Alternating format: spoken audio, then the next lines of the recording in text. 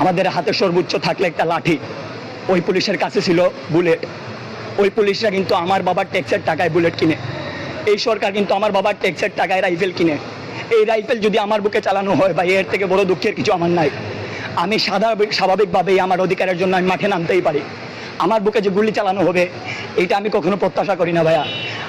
আমার সামনে একটা ছোট পথচারী যে হয়তো টাকার অভাবে পড়তে পারে নাই, সে একটা আপনার ওয়ার্কশপে কাজ করে শ্রমিক মানুষ, সে আমাদের সাথে আন্দোলনে যোগ দিয়েছিল। সে ঠিক আমার সামনে এসে আমার পায়ের পাশে পড়ে গেছিল, ওর পায়ে ডিরেক্ট শর্ট গান লাগছে, ওইটা রাবার বুলেটও ছিল না। আমি যদি আপনার ওর ছবিটা দেখাই, ওর পা ছিন্ন বিচ্ছিন্ন ছিল। এই রাবার বুলেটটা যদি ওর পায়ে না পড়ে আমার পায়ে পড়তো, আমার বুকে পড়তো।